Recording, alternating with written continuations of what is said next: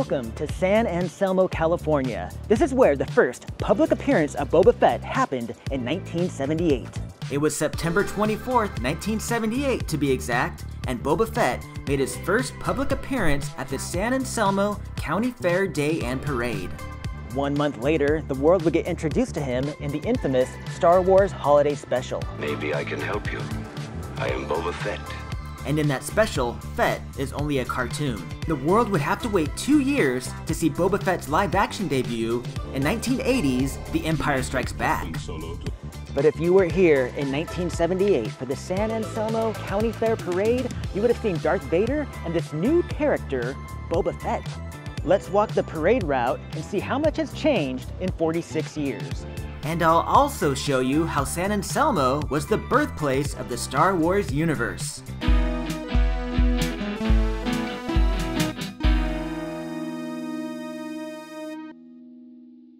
I love bizarre Star Wars locations, and thankfully somebody took some Super 8 video of the route that day, and it looks like the video starts off the corner of Richmond and Bolinas Avenue across the street at that seminary.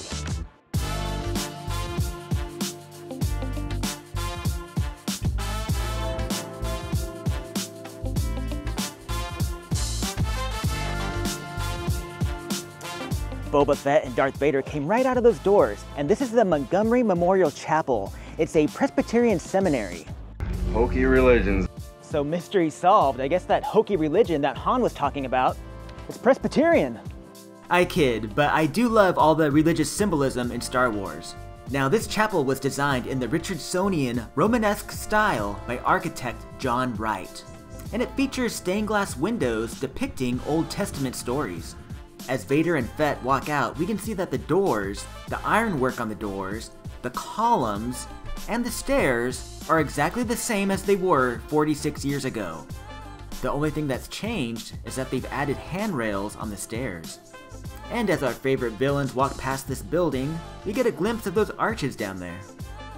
I love these arches. Now, besides Christian art, there's also some Masonic elements and images incorporated into this seminary. So maybe Vader and Fett are Freemasons. Who knows? Either way, it's a very cool looking seminary, and honestly, it looks like something right out of a movie. And it was a great building to reveal these two Star Wars characters to the town of San Anselmo.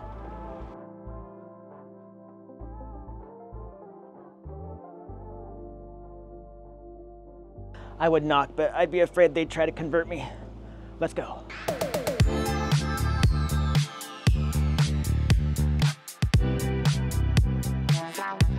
The parade marchers walked just outside the seminary right here, heading towards Bolinas Avenue. And yes, this is from Google Maps. I forgot to turn my camera around. How embarrassing.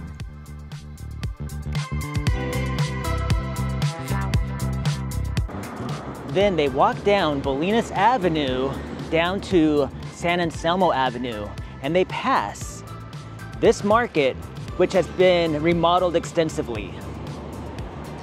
But thankfully, this signage is still here. It's a different sign, but those posts are still there from 1978. This house across the street can also be seen briefly. And this A-frame building, which is hard to see now with all the foliage and trees, can be seen peeking out behind Darth Vader's helmet. So this is the official start of the parade according to the flyer from 1978. The parade started on the corner of Bolinas, and they went down San Anselmo Avenue.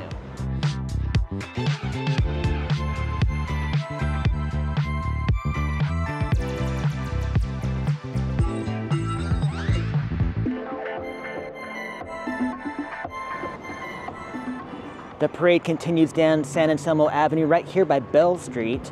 I know it's right here because of this stump of a power pole. Amazing that the top of this power pole is still sheared off after all these years. Or maybe that's just a little bit of foreshadowing by George Lucas. Vader and Luke Skywalker would eventually just have stumps of hands in the future. That George Lucas, he's always planning ahead. It's like poetry, so if they rhyme. And this would have been Darth Vader and Boba Fett's point of view going down San Anselmo Avenue. And there's the sheared off power pole. I love this part. It looks like Darth Vader is going to give the cameraman a force choke. You get a nice close-up of Vader and Fett walking by this brick building right here, which is the San Anselmo post office.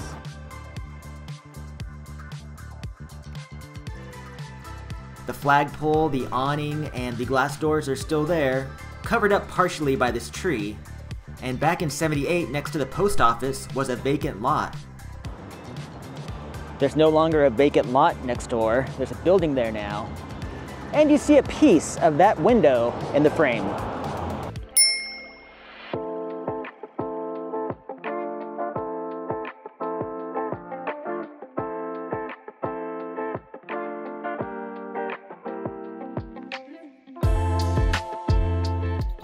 With the crowds lined up on San Anselmo Avenue, Darth Vader walked over here and shook a little kid's hand right here at what used to be a bank. That sign said Santa Barbara Savings and Loan. And just imagine seeing Darth Vader, the villain from the biggest movie of all time that just premiered a year before, walking towards you in the screen-used costume. That must have been such a thrill for all these young fans. On both sides of San Anselmo Avenue, crowds gathered to watch the parade.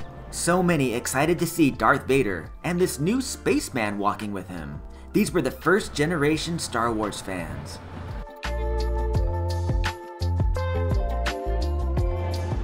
Remember this building? We will come back here later. It plays a significant role in this story.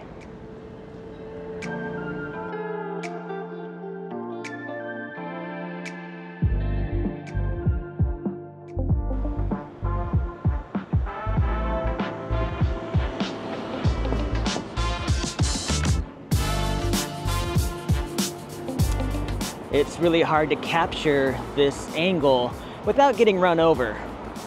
Here, Vader and Fett are going down San Anselmo Avenue at the corner of Magnolia Avenue. The hillside in the background is really covered in foliage and covered by trees now. The shapes of the building are all still the same, and this building right over here is the same color and it still has the same awnings.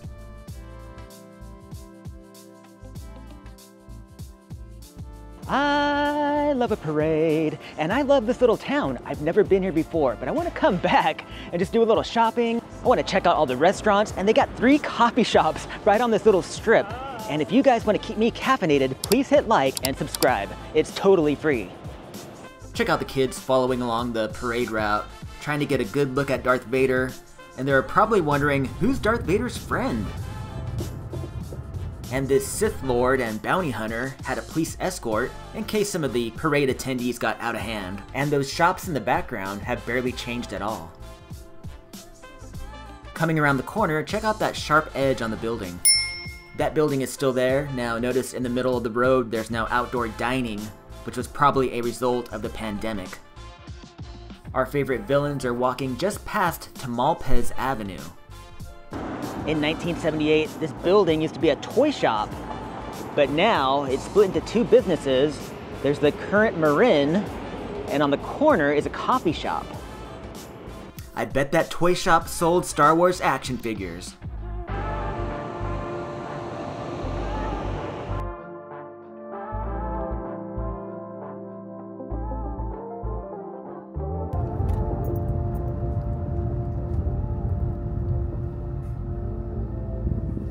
The parade officially ended here on Bridge Avenue.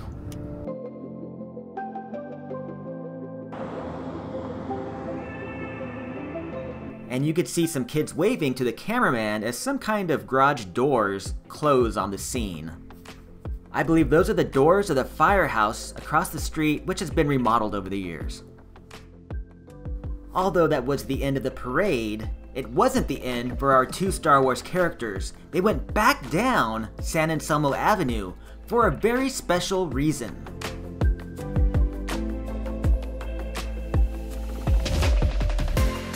You see them walk right past this building right here.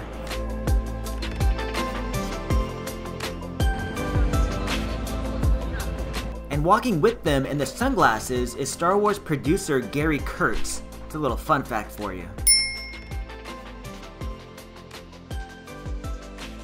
And they blocked off the intersection right here to sign autographs for all the kids.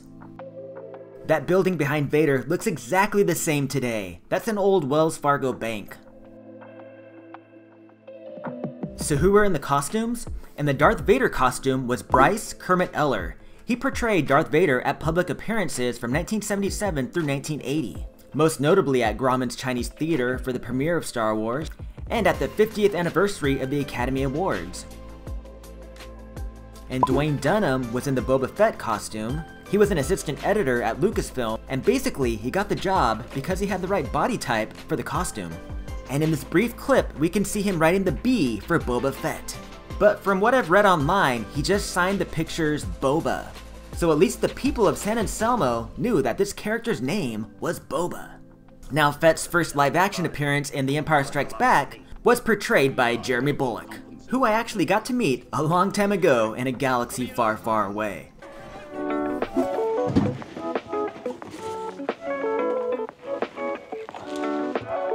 I met Jeremy Bulloch at Atlantis Fantasy World in Santa Cruz, California back in the mid-90s. And he signed this figure for me. I wish it was an original Kenner figure like this one. He still has his original weapon. I bought that figure during the pandemic. I think I was going through a quarter-life crisis. Quarter-life crisis? More like a midlife crisis. Hey, I could live to be 130. Let's go back to San Anselmo. Oh man, I had to stop and get some water. It is hot out here today. It's 83 degrees, but it feels like it's 90 degrees. On that day in 1978 for the parade, it was 100 degrees. I can only imagine how the guys in the costumes felt that day. All I know is if I would have been in that costume, I would have had a Boba Fett. Today it's so hot, you need a boba tea. Ugh, just got my daily equivalent of microplastics. I wasn't joking. According to this article, firemen treated 15 persons for heat-related collapses, including Darth Vader. Firemen said Vader was mobbed by autograph seekers after the 2 p.m. parade, and he was given a saline solution to restore his body water levels. It probably felt like this in the costume.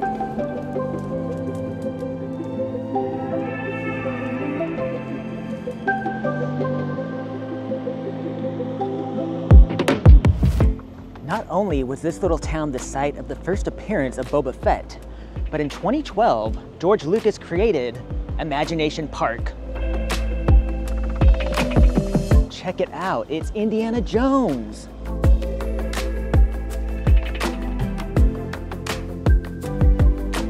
He has his bullwhip and his classic fedora, and behind him, no, that's not Short Round, although he is short and round, that is Yoda. Master Yoda.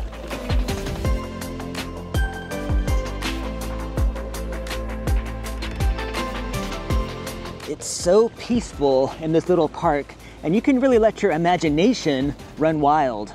And that's exactly what George Lucas did. He used his imagination and created Star Wars, all the drafts and the screenplays, in San Anselmo. He even invented Indiana Jones in San Anselmo, and he lives in this town to this day. And that's why he lent his Star Wars characters to the San Anselmo Parade to give back to the town that gave so much to him. So remember that building I told you to remember earlier? Okay, so this building was the original Lucasfilm. This is where Star Wars was created. Up on that top floor is where George and his wife at the time, Marcia Lucas, that's where they edited Star Wars.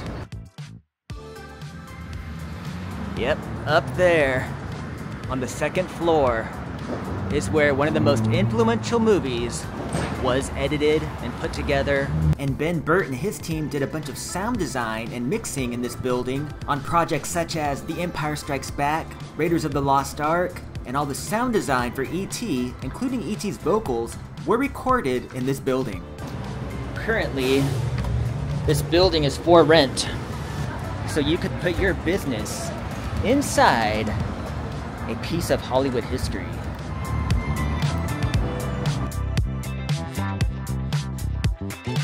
And in the back parking lot behind it is where Harrison Ford learned to use a bullwhip.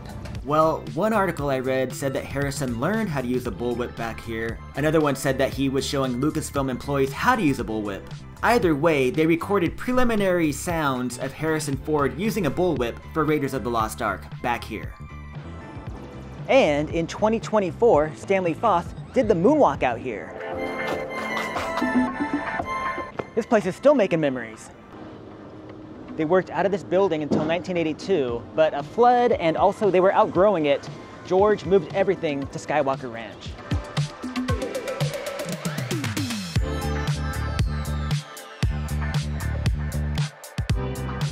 All right, guys, that's gonna do it for us as well. It's been a long day. I shot that Princess Leia video at the beach, my last video, this morning. It's been a long day, and I am feeling spacey. At least I don't feel like Kevin Spacey. All right, I'll see you guys somewhere, someplace in a galaxy far, far away. Bye!